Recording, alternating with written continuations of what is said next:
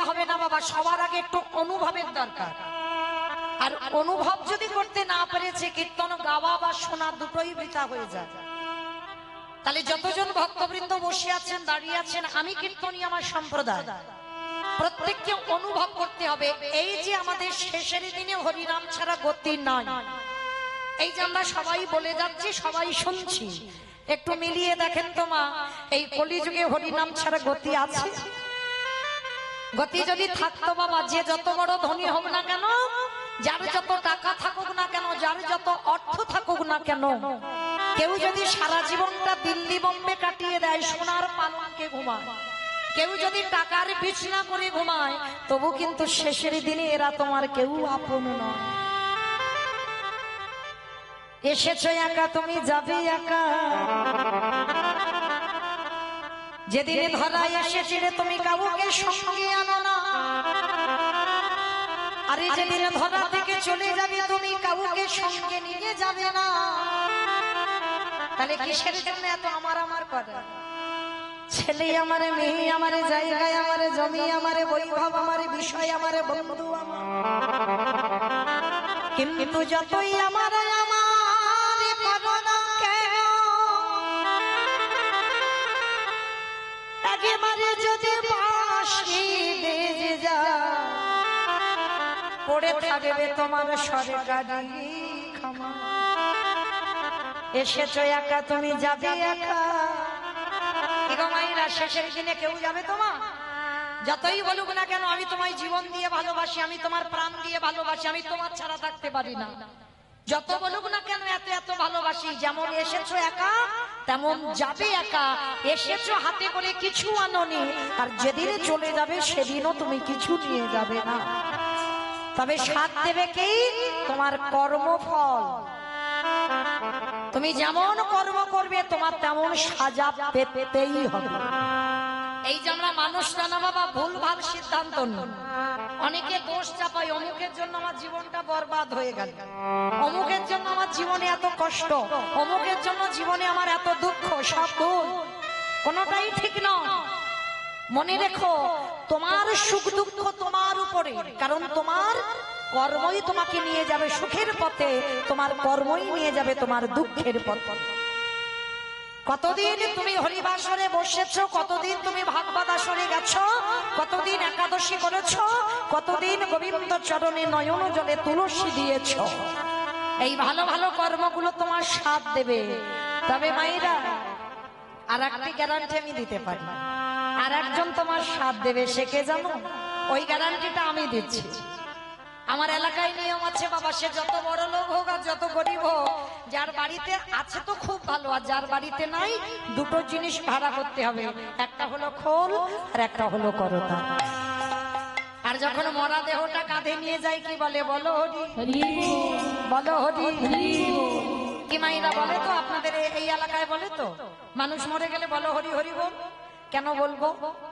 এই জায়গাটা একটু ভালো করে অনুভব করে দেখেন বাবা। ঠাকুর বিসর্জন করতে যাচ্ছে, বড় বড় ডিজে বক্স বাজছে, বাজছে না?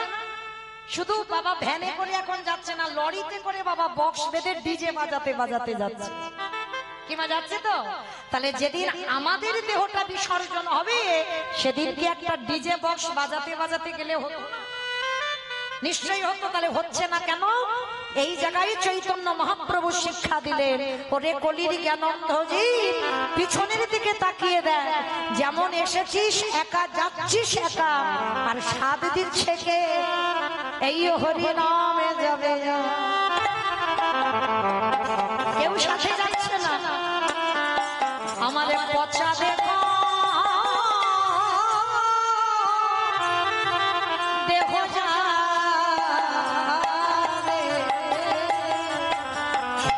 যেদিন তুমি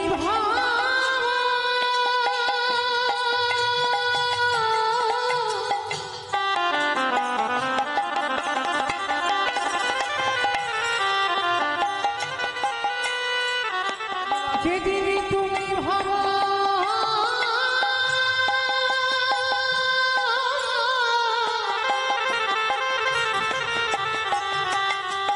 যেদিন তুমি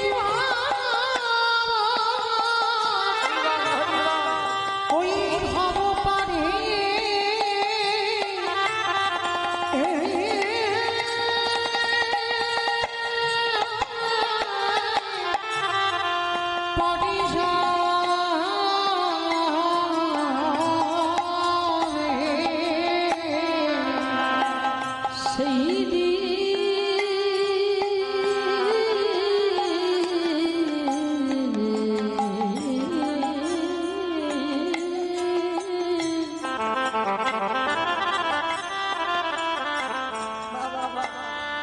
সেই দিনে নাম যাবে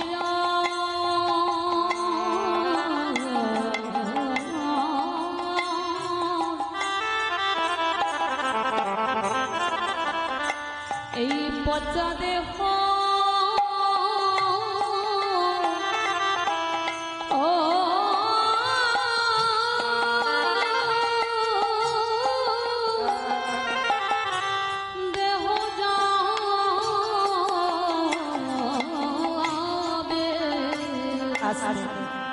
তাহলে মায়েরা ভালো যদি বাঁচতে হয় পৃথিবীতে অন্য কাউকে নয় গো, ভালো যদি বাঁচতে হয় আমার গোবিন্দ চরণ ভালোবাসো। ওই চরণ যদি ভালোবাসতে পারো তবে মা সময় থাকতে থাকতে ভালোবাসতে হবে। শিশুকালে কৃষ্ণ ভজে কৃষ্ণ পাবানাসি, কৃষ্ণ পাবানাসি। অগ যৌবন কালে কৃষ্ণ ভজে আসে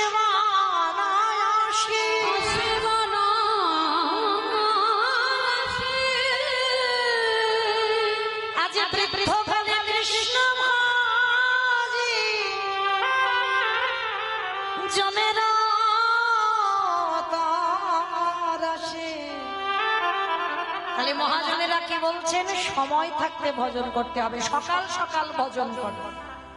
যেমন মায়েরা কুড়ি ফুলে কিন্তু সেবা হয় না। সেবা কি হয়? কুড়ি ফুলে তুমি সেবা দিতে পারবে? পারবে না।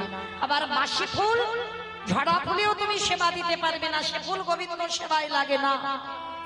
সেবা দিতে গেলে কোন ফুল লাগে?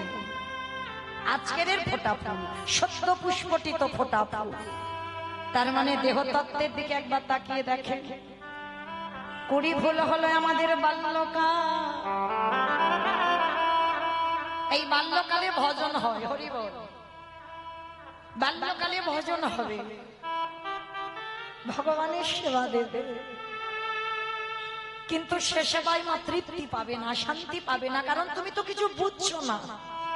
মানে ভালোবাসায় তৃপ্তি হচ্ছে না। আর বাসি ফুল মানে, ঝরা ফুল মানে বার্ধক্য দশা। চুলগুলো পাক ধরছে, একটা দুটো কুকুর দন্ত পড়ে যাচ্ছে, শরীরে চামড়া আলগা হয়ে যাচ্ছে। আমরা সারাদিন একবারও কৃষ্ণ ভজন করতে পারি। মহাজনেরা বলছেন ওই বার্ধক্য দশায় সেবা হয় না। কি গো মায়েরা, পারবেন? এই যে আমরা হিন্দু ধর্মের আমাদের কত উপবাস, বয়স হয়ে গেলে আমরা পারবো? বহু ভক্তরা বাবা জন্মাষ্টমী উৎসব পালন করি আমরা, কিন্তু এই যে আজকের ব্রত কত পালন করে? জন্মাষ্টমী উৎসব বহু ভক্ত আমরা পালন করি, কিন্তু আজকে রাধাষ্টমী কতজন করেছেন? একবার হাতটা তোলেন তো দেখি। কেন এই কটা হাত উঠলো কেন? কি গো, রাধা কৃষ্ণ এরা অন্য কেউ নয়, এ তো আমার গোবিন্দের আল্লাদিনী শক্তি। শুধু জগতে জীবকে প্রেম শেখাবার জন্য দুজনে দুটো অঙ্গ ধারণ করেছে। কেন? একা একা প্রেম হয় না, এক সুখ না। কারণ দেখবেন মা, যখন আপনারা সাজগোজ করবেন, কোন কোন সময় দেখবেন আয়নার কাছে দাঁড়াবেন, নিজেকে নিজে ভালো লাগবে, মানে নিজের প্রেমে নিজে পড়ে, মানে এতটাই সুন্দর সাজ হয়েছে। মানে নিজে আয়নায় দেখেছিলাম আমার গোবিন্দ একদিন, আর দর্শন করে মনে মনে ভাবলো আমি এত সুন্দর, কিন্তু একা একা কি বাবা আনন্দ উপভোগ করা যায়? যায়। তাহলে একটা নারী প্রেম, যার জন্য ভগবান নিজের অঙ্গ থেকে নিজের আল্লাদিনী শক্তি, আল্লাদিনী মানে আনন্দ শক্তি, নিজে আনন্দ উপভোগ করবে বলে আমার রাধারানীকে সৃষ্টি করেছে। রাধারানী কারোর গর্ভে আসেনি, রাধারানী গোবিন্দের আল্লাদিনী শক্তি। এই রাধা কৃষ্ণ কোনো ভেদ নয়। আর যারা বোঝে না বাবা, তারাই জানে না, তারাই এত এত কথা বলে। রাধা কৃষ্ণ প্রেম করে বেড়াচ্ছে, ওরা অন্য কেউ নয়, ওদের একই আত্মা, দুটো অঙ্গ দুটো দেহ ধারণ করেছে। কেন? জগৎকে লীলা শিক্ষা দেওয়ার জন্য। তাহলে আজকের সেই রাধারানী সখীদেরকে বলেছিল, সখীরে কুড়ি ফুলের সেবা হয় না, বাসি ফুলের সেবা হয় না। গেলে আমাদের ফোঁটা ফুল লাগে, আর ফোঁটা ফুল মানে আমাদের যৌবন। কি গো মাইরা, যখন দেখবেন তোমার শরীরের ক্ষমতা থাকবে, এই যে হাত পা চলবে, তোমার শক্তি আছে, তোমার ক্ষমতা আছে, কাজকর্ম করবা, তখন ভজন সাধন করে যতটা তৃপ্তি পাবে তা অন্য কাল কোনোদিনই হবে না। তাই জন্য রাধারানী বলেছিল, ললিতা রে আমার গোবিন্দ ব্রজ ছেড়ে মথুরায় চলে গেল। আরে যেদিন আমার বধূ মথুরা থেকে ব্রজে আসবে, সেদিনে যদি আমার দেহে না থাকে, বলে বলে বিধি গোবিন্দ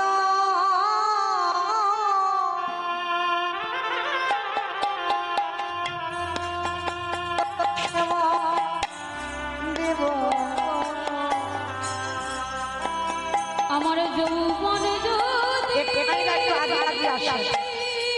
পিছনে সামনে অনেকটা জায়গা আছে, একটু আগে আগে আসা, একটু নেবে।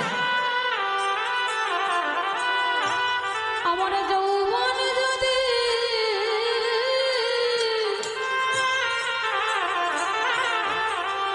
ফুরায়ে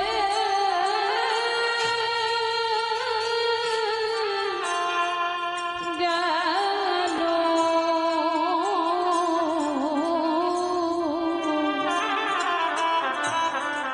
আমি কি দিয়ে গোবিন্দ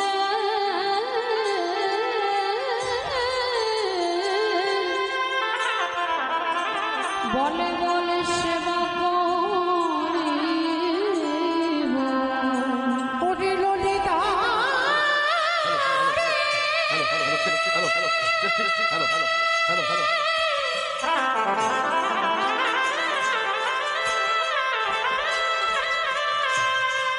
প্রাণ সখী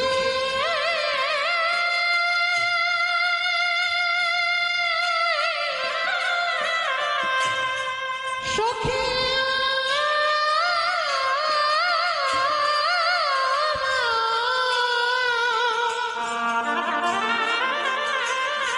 ওরে মন মিলা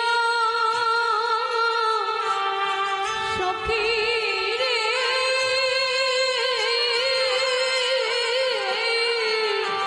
আমারে বধূ যেদিন এই ব্রজে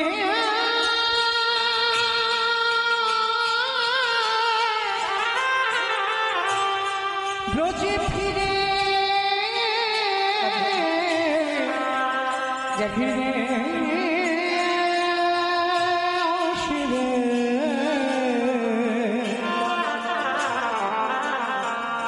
বলে বলে সেদিন কি দিয়ে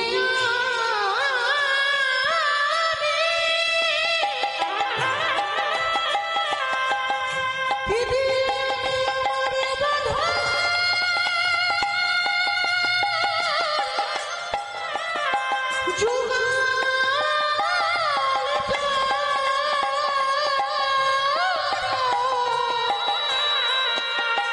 যুগল চরণ সেবা করিব। তো চলেন মাইরা, আজকের ভজন করতে হবে সকাল সকাল। তো যাই হোক, আজকের আমরা পূর্ণ লগ্নে সবাই একত্রিত হয়েছি। সবাই মাইরা কিছুক্ষণের জন্য চলে যাব শ্রীধাম নদিয়া নবদ্বীপ ধাম। কি মাইরা সবাই একটু নদিয়ায় যাবেন তো? সবাই যাবেন? তা সবাই যদি যায় তাহলে কীর্তন হবে কাকে নিয়ে? কি গো, কেউ যেমন না, সবার দেহগুলো থাকবে এখানে, মনগুলো যাবে সুরধ্বনি গঙ্গার তীর। কেমন? তো চলেন সুরধ্বনি গঙ্গার তীরে গিয়ে দেখবো প্রভু যেদিন আবির্ভূত হয়েছিলেন সেদিনটা সময়টা কেমন ছিল জানো? আজ নদী গা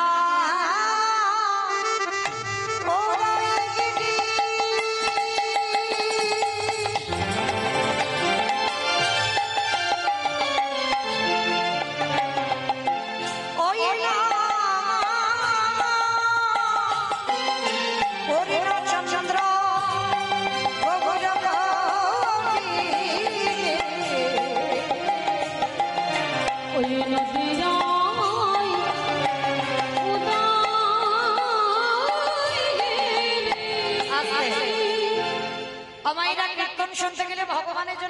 কাজকর্ম করতে হয়, আপনারা জানেন তো কাজকর্মগুলো কি কি? হ্যাঁ, বসে বসে ঘুমোতে হয়। সন্ধ্যাবেলাকে ঘুমায়? ঘুমাতে নেই। কীর্তন শুনতে গেলে তিনটে বস্তু দরকার, শঙ্খধ্বনি, উলুধ্বনি, আর যাদের যাদের হাতগুলো এসেছে, যাদের আসেনি বলবো না, যাদের হাত আছে। কি মায়েরা সবার হাত আছে তো? কই একবার দেখান তো দেখি। নিতাই গৌর প্রেমানন্দে।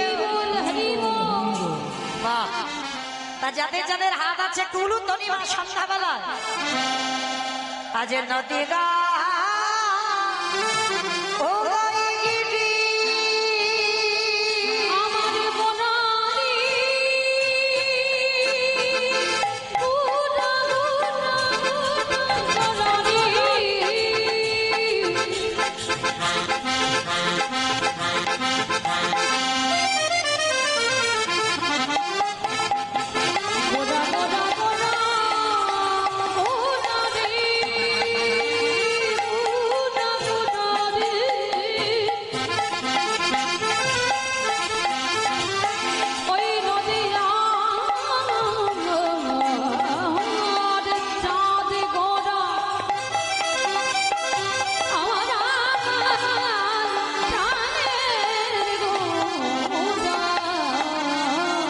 আজ নদিয়াই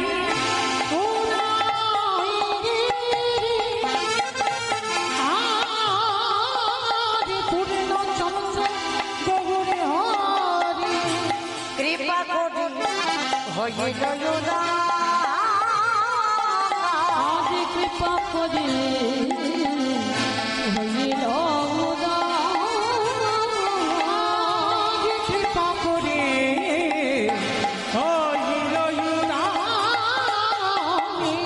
আজ সোনার নদিয়া প্রভু উদয় করো।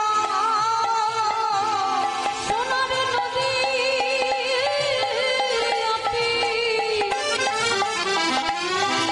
গৌরদাই বলি রাধে দয়া।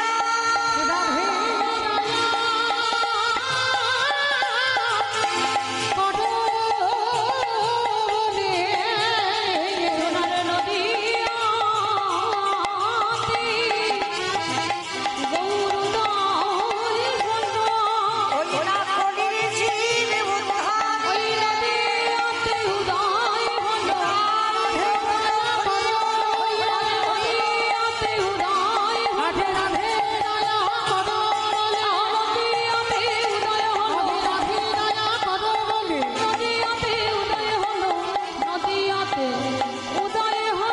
কৃপা করে হইল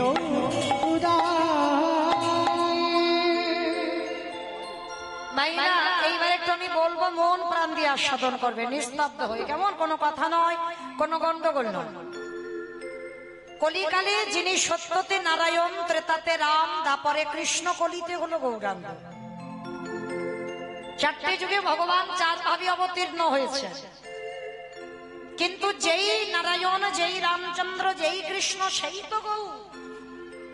তাহলে আজকের কলিযুগে যে কৃষ্ণ গৌর হয়ে এলো, সাধারণ কোন ভক্তের ডাকে আসেনি, এসেছিল কার ডাকেই? না, শান্তিপুরের মাটিতে বুড়ো অদ্বৈত আচার্য গোসাই। আমাদের এই অদ্বৈত আচার্য গোসাই কে জানো? তোমাদের গ্রামে জানো কেউ ভেবো না। যাদের বাড়ি পঞ্চতত্ত্ব ছবি আছে, বাবা শ্রীকৃষ্ণ, চৈতন্য প্রভু নিত্যানন্দ, শ্রী অদ্বৈত গদাধর, শ্রীবাস আদি গৌর ভক্তবৃন্দ। এই যে বাবা 5 জনের ছবি আছে, মাঝখানে জেনে নিমাই, আমরা সবাই জানি। আর ওই নিমাইয়ের ডান দিকে দেখবেন একটা বয়স্ক লোক দাঁড়িয়েছে, একেবারে মুখে চুল গোপ, দাড়ি পেকে সব সাদা। ইনি হলেন বুড়ো অদ্বৈত আচার্য গোসাই। আমার চৈতন্য মহাপ্রভুর থেকে 52 বছরের বড়, 1-2 দিনের বড় নয়। আর যার আকুল আহ, মানে 12 বছরে তুলসী ভাসিয়ে কৃষ্ণকে গৌর করে এনেছে। তাহলে এইবার আমাদের জানার বিষয়, পৃথিবীতে ভক্তের অভাব নাই মা। লাখ লাখ ভক্ত আছে, হাজার হাজার ভক্ত আছে, কোটি কোটি ভক্ত আছে। তাহলে এত ভক্ত থাকা সত্ত্বেও একেবারে শান্তিপুরের বুড়ো মালির ডাকে কেন এলো কৃষ্ণ গৌর হয়ে? এটাই আজকের আমাদের প্রথম জানতে হবে, কিসের জন্য এলো? ওই শান্তিপুরের বুড়ো মালিকটার ডাকে। তাহলে বাবা ওই বুড়ো মানুষটার শরীরে কতটা পাওয়ার ছিল, কতটা ক্ষমতা ছিল, যার জন্য কৃষ্ণকে গৌর করে আনলো। সেই সুখবিলাস পরিত্যাগ করে, রাজ সিংহাসন পরিত্যাগ করে, রাজ ঐশ্বর্য পরিত্যাগ করে কলিকালের মাটিতে গৌর হয়েছে। কারণ ওই মানুষটা সাধারণ কোনো মানুষ নয় মা।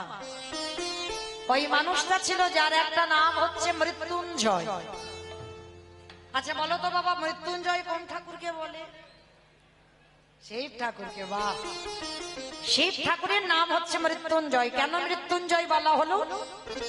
না, ওই একজনই দেবতা বাবা মৃত্যুকে জয় করেছিল। সত্যযুগে মরণ হলো না, ত্রেতা যুগে মরণ হলো না, দাপরিতে মরণ হলো না, কলিযুগের মাটিতে সেই ভোলানাথ অদ্বৈত আচার্য গোসাই হল। তাহলে আমাদের জানার বিষয় যে আজকের যে ভোলানাথ তিন যুগে শিব হলো, কলিকালে কেন শিব হচ্ছে না? এই কেনর কথা জানতে গেলে বাবা আমাদের সবাইকে যেতে হবে মহাভারতে যুধিষ্ঠির রাজস্বয় যজ্ঞে। এই মহাভারতে যুধিষ্ঠির মহারাজ করেছিল রাজস্বয় যজ্ঞ। মা, যারা এখানে তত্ত্ব জ্ঞানী, যারা শাস্ত্র জ্ঞানী, যারা গ্রন্থ পাঠ করেন তারা জানেন এই রাজস্বয় যজ্ঞ করতে বাবা বহু মানুষের প্রয়োজন। কারণ যজ্ঞ অনুষ্ঠান একা একার দ্বারা অসম্ভব। যেমন আমার এই কমিটি দাদা ভাইরা এই যে রাধা অষ্টমী কীর্তনটা করাচ্ছেন, একা একার দ্বারা কি হচ্ছে? আপনারা প্রশ্ন করবেন মৌমিতা কেন ব্যক্তিগত কীর্তন তো হয়, একাই অনুষ্ঠান করে? বলে শোনো ভাই, অর্থ হয়তো একজন দেয়, কিন্তু শ্রম অনেককে দিতে হবে। যেমন এই অনুষ্ঠান করতে গিয়ে কত দাদা ভাই, কত ভাইদের, কত বাবাদের শ্রম দিতে হয়। তো মহাভারতে যুধিষ্ঠির মহারাজ রাজস্বয় যজ্ঞ করলো, আর সেই যজ্ঞে ভগবান কৃষ্ণ বর্তমান থেকে সবাইকে দায়িত্ব বুঝিয়ে দিল। সবাইকে একটা একটা করে কাজ বোঝাচ্ছে। আর যুধিষ্ঠির মহারাজ ডাক দিল, কৃষ্ণ কৃষ্ণ, তুমি তো সবাইকে দায়িত্ব দিচ্ছ, ও কৃষ্ণ তুমি নিজে কোনো দায়িত্ব নেবে না, নিজে কোনো কর্ম করবে না? ভগবান আমার একটু মুচকি হেসেছে, হেসে বললো, জানো যুধিষ্ঠির দাদা, আমি তো সবাইকে একটা করে কাজ দিয়েছি, আর আমি আমার জন্য আলাদা করে দুটো কর্ম ফেলে রেখেছি। সে কি, তুমি সবাইকে একটা করে কাজ দিচ্ছ, আর তুমি তোমার নিজের বেলা দুটো কাজ? আচ্ছা কৃষ্ণ, তুমি কি কি কাজগুলো করবে একবার বলো তো দেখি। বলে, জানো দাদা, আমার প্রথম কর্ম হবে এই যজ্ঞে যত যত ভক্তরা আসবে, আমি কৃষ্ণ দয়াময় হয়ে সবার প্রথমে আমি নিজের হাতে তাদের চরণ যুগলাগে ধৌত করে সঙ্গে উঠেছে। অসম্ভব কৃষ্ণ, এটা তুই কি বলছিস? কে কোন জাতের মানুষ আসবে জাতের ঠিক নেই, আর তুই সবার পা ধোবাবি? বলে, হ্যাঁ দাদা, এটা হবে আমার প্রথম কাজ। একটা কথা মনে রেখো মা, মানুষ জাতের বিচার করে, কিন্তু আমার ভগবান জাতের বিচার করে না। কে হিন্দু, কে মুসলমান, পশু পাখি, কীট পতঙ্গ, দানব মানব, সবাইকে আমার ভগবান প্রেম দিয়েছে। আর প্রেম যদি না দিত, নবদ্বীপের মাটিতে মলয় চাঁদ কাজীকে উদ্ধার করত না। যে জায়গাটা কাজী সাহেবের সম্পত্তি, সেটা এখন হয়ে গেছে বাবা মায়াপুর। ওটা ছিল মিয়াপুর, মানে মুসলমানের নাম অনুসারে মিয়াপুর ছিল, সেটা আমরা হিন্দুরা করে দিলাম বাবা মায়াপুর। তাহলে সেই কাজী সাহেবকে উদ্ধার করেছে। আপনারা যারা যাবেন মায়াপুর দেখবেন, ওই মায়াপুরের আগের স্টপেজে পড়ে না বামন পুকুর, ওই বামন পুকুরে আছে আজও সেই কাজী সাহেবের সমাধি। ওই মুসলমান, বিধর্মী মুসলমান কাজী কি করেছিল? হিন্দুদের হরিনামে বাধা দিত। যেখানে যেখানে হরি নাম হবে, যেখানে যেখানে কৃষ্ণ নাম হবে, খোল করতাল গিয়ে ভেঙে গুড়িয়ে দিত। করতালগুলো নিয়ে সুরধনী গঙ্গায় ভাসিয়ে দিত, খোলগুলো লাঠি দিয়ে ভেঙে দিত। সবাই কি আমার নিমাইয়ের কাছে নালিশ জানালো। আর আমার ভগবান তো কোনোদিন রেগে যায় না, সবাইকে বোঝালো তোমরা শান্ত হও, আমি দেখছি কি করা যায়। পরের দিন কাজী সাহেব ঘুমিয়ে আছে বাবা, আর ভগবান কি করেছিল জানো? দেহটা মানুষ আর মুখটা পশু। বলো তো কোন ঠাকুর? দেহটা মানুষ আর মুখটা পশু। গণেশ ঠাকুর। বলে গণেশ ঠাকুর, মন্দ বলেনি, মানে ভেবেই বলেছে। কিন্তু আমি যেটা বলছি বাবা, এটা নৃসিংহদেব। দেহটা মানুষ আর মুখটা পশুর মতো। তো এসে কাজী সাহেবের গলাটা টেপে ধরে বলে উঠলেন, শোনো কাজী, তুমি যখন ওই হিন্দুদের হরি নামে বাধা দিয়েছ, হিন্দুদের কৃষ্ণ নামে যখন বাধা দিয়েছ, আজকে থেকে আমি তোমাকে সময় দিলাম 1 মাস। 1 মাসের মধ্যে আমি নিজের হাতে তোমার এই রকম দিনে তোমার প্রাণ নিতে আসবো। আর যখনই স্বপ্নটা দেখেছে বাবা, ভোরের বেলা কাজী সাহেব উঠে ছুটেছে নিমাইয়ের কাছে, আছাড় খেয়ে বলল নিমাইয়ের চরণে, নিমাই, আমি বড় ভুল করেছি বাবা, আমি বড় অপরাধ করেছি, আমায় ক্ষমা করে দে। যেই না চরণে লুটিয়ে ভগবান তো মুসলমান বলে পা দিয়ে ঠেলে দেয়, কোলে করে হৃদয়ে জড়িয়ে ধরেছে কাজী। যে আমারে চাই তারই আমি চাই, আর যে আমারে না চাই তারই আমি না চাই। আমার জন্য কেউ যদি এতটুকু ভাবে, আমি তার জন্য বিশাল কিছু পারি। যদি একটু জলে ডুব দেয়, আমি ভগবান তার জন্য সম্পূর্ণ জলে ডুবে বসে থাকি। তবে আমার চরণে আত্মসমর্পণটা করতে হবে। আর কাজী সাহেব সমর্পণ করলো বলে বিধর্মী মুসলমানেরা কি করেছিল জানো? কাজী সাহেবকে এক ঘরে করে দিয়েছিল। বলেছিল কাজী সাহেব যখন হিন্দুদের হরিনামে যোগ দিল, তাহলে ওই কাজীকে, ওই কাজীর মৃত্যুর সময় আমরা কেউ ওর মুখে জল দিতে যাব না। আর কাজী যখন মরে যাবে, কাজীর দেহটা নিয়ে কেউ আমরা কবরস্থানে নিয়ে যাব না। ছুটে গেল আমার নিমাইয়ের চরণে, নিমাই, তোর হরিনাম ভালোবাসলাম বলে আমার মুসলমান সমাজ ক্ষিপ্ত হয়ে উঠলো, আমাকে এক ঘরে করে দিয়েছে। আমার মৃত্যুর সময় নাকি তারা জলও পর্যন্ত দেবে না। আমার প্রভুই হেসে বলেছিল, দরকার নেই কারণ, এই পৃথিবীতে যার কেহ না, আমি আছি। এই পৃথিবী যার কেউ থাকে না, তার জন্য তো আমি বসে আছি, তাকে পার করাবার জন্য। এই কাজী সাহেবের মৃত্যু যন্ত্রণা হয়েছিল মা। মৃত্যুর সময় একটু পিপাসার জলের জন্য ছটফট করে কেঁদেছিল, কেউ জল দেয়নি। আমার মহাপ্রভু মুসলমান বলে ভাবেনি, নিজের হাতে নিজের খাবারের গ্লাসে জল এনে কাজী সাহেবকে খাইয়েছে। পরশমণির পরশে লোহা যদি শোনা হয় গো, আমার ভগবানের পরশেও অভক্ত ভক্তে পরিণত। যেই না আমার কাজী সাহেবের মৃত্যু হলো, কেউ তো ছুতেও এলো না। আর মহাপ্রভু কি করেছিল জানো? নিজের হাতে কাজীকে বুকে করে জড়িয়ে ধরে, মুসলমান বলে ঘৃণা করিনি, নিজের হাতে কাজী সাহেবের কবর দিয়েছিল, কেউ আসে। আর কাজী সাহেবে বলেছিল ওর ওই কবরের উপরে কেউ ফুলও দেবে না। মহাপ্রভু বলেছিল দরকার নেই, কেউ মরে গেলে একদিন ফুল দেবে, দুদিন দেবে, কিন্তু ভক্তের জন্য আমি এমন ব্যবস্থা করি সারা জীবন যেন তার ফুলের অভাব না হয়। আজও গিয়ে দেখবেন কাজীর সমাধির উপরে একটা গাছ পোতা হয়েছে, চাপা ফুলের গাছ। একবার যদি যান গিয়ে ওই চাপা ফুল গাছটাকে পরশ করে, ওটা আমার মহাপ্রভুর নিজের হাতে লাগানো গাছ।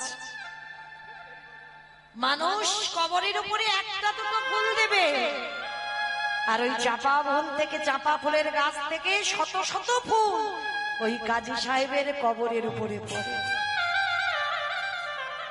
তাহলে ভগবান কি কোনোদিন জাত বিচার করে? মানুষ করে। আজকের সেই ভগবান রাজস্বই যোগে পা ধোয়ার দায়িত্বটা নিয়েছে। আচ্ছা মা, এই জায়গাটা একটু ভেবে দেখেন তো, ভগবান হয়ে পা ধোয়াবে কেন? যার কোনো কিছু অভাব নেই, যে মনে করলে একটা সেকেন্ডে পৃথিবীটাকে লয় প্রলয় করে দিতে পারে, যার ইচ্ছাতে মরা গাছে ফুল ফোটে, শুকনো গানে ওজন গড়, যার ইচ্ছাতে জগতে চলে, সেই ভগবান আজকের কিসের জন্য পা ধোয়াচ্ছে? মনে রেখো মা, নিজে আচরি ধর্ম জীবেরই শিকার।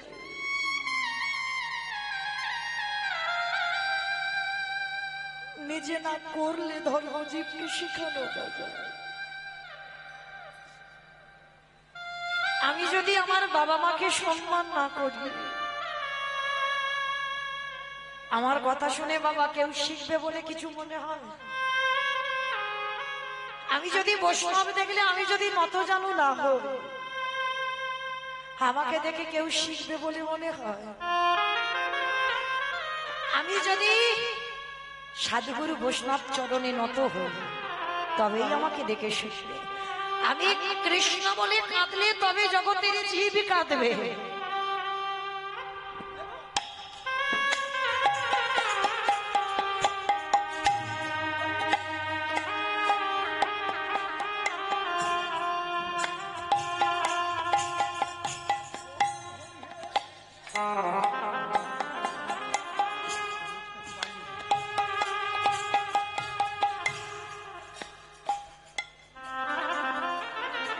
যারা শিক্ষার জায়গায় দাঁড়ায় বাবা, তাদের হৃদয়ে যদি প্রেম না থাকে, তাদের হৃদয়ে যদি ভক্তি না থাকে, তাহলে তাদেরকে দেখে শিক্ষা হবে বলে মনে হয়? তাকে আগে নিজের আচরণ ঠিক করতে হবে। তাই তো আমার ব্রজেন্দ্র নন্দন কৃষ্ণ, বিশ্বের স্রষ্টা মালিক ভগবান রাজস্বী যজ্ঞের দরজায় দাঁড়িয়েছে। যারা যারা আসছে ছোট বড় বিচার করছে না, সবার পা ধোয়াচ্ছে। কেন? আপনাদের আমাদের শিক্ষা দিবে। ওরে কলিরিজি, তোদের ঘরেও যদি গুরুজনেরা আসে, সবার প্রথমে পা ধোবার ব্যবস্থাটা করিস। কি মায়েরা করেন আপনারা? বাড়িতে যখন গুরুজন আসে, সবার প্রথমে পা ধোয়া। সে মালাই উঠে গেছে মা, আগেকার দিনে ছিল গো নিয়মগুলো। তবু যদি এই হতভাগিনীর কথা কারণ মনে থাকে, চেষ্টা করবে। বাড়িতে যদি সাধুগুরু বৈষ্ণব আসে, বাড়িতে যদি বছর অন্তর গুরুদেব আসে, সবার আগে আমাদের মনুষ্য জীবনে কর্তব্য নিজের হাতে তাদের চরণ যুগল আগে ধৌত করে। আর সাধুগুরু বৈষ্ণব যদি নাও পা,